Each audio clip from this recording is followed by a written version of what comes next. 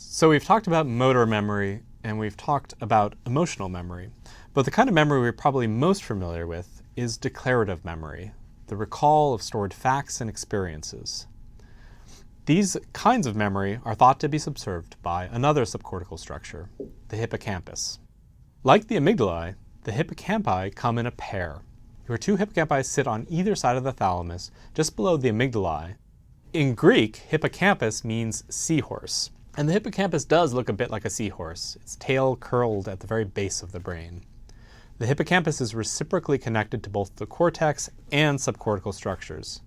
Activity in the hippocampus is necessary for converting short-term memories into long-term memories, consolidating an experience or fact held in short-term memory into long-term storable code. The hippocampus is also directly connected to the visual cortex, and it plays a significant role in spatial navigation and memory. Individuals with extensive damage to their hippocampus have been occasionally reported throughout history. One particularly famous case is that of Henry Molaison, a man who was known as HM until his death in 2008. In the 1950s, as a young man with intractable epilepsy, HM had his hippocampi bilaterally removed, along with a large swath of the adjacent brain. At the time, doctors didn't know the critical function of the hippocampus in consolidating memory, and they had recently found that removing parts of the brain could relieve epilepsy. Taking out HM's hippocampi did, in fact, decrease his epileptic seizures, but it also left him with devastating memory impairments. Specifically, HM could not form any new memories for facts or events, a phenomenon known as interrograde amnesia. He could only remember events from before his surgery. Understandably, HM became the subject of many experiments to study his condition. Every day, experimenters would come to him and run experiments to try and understand his memory function. Each day, however, he would have to be introduced to his caretakers again and again and again because he couldn't remember the new people. Meanwhile, HM's basal ganglia were left completely intact. Accordingly, he had no difficulty learning new procedural tasks.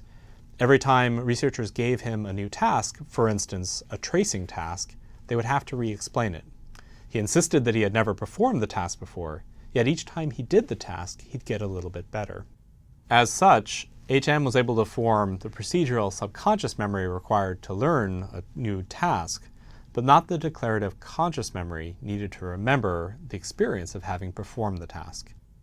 What happened to HM was terrible, but as some small silver lining, our understanding of the hippocampus has been completely transformed by the research his condition enabled. In addition to declarative memory, the hippocampus also appears to play an important role in spatial navigation. In 2014, the Nobel Prize in Physiology and Medicine was awarded to 3 researchers who discovered that cells in the hippocampus, and also in neighboring entorhinal cortex, constitute a sort of positioning system in the brain. These cells appear to create a dynamic map of the environment that shifts as we move from place to place and encodes our specific location at all times. This spatial navigation system is an area of ongoing research, and we still don't understand much about how it functions. However, studies in rats have shown that between the entorhinal cortex and the hippocampus, the brain forms a sort of topographic map. Neurons in the region of the map corresponding to a particular place in the environment fire as rats move through that particular place. This spatial navigation role and memory role in hippocampus may not be so different or dissociated from one another. For instance, particularly if you're a rat, most declarative memories, things you need to remember, are associated with particular places. So there's a sense in which the hippocampus perhaps represents context more than anything else. How the hippocampus uses this context to consolidate memories, though, is still largely unknown. However, it seems to involve LTP, or long-term potentiation, which we encountered in earlier modules of this course.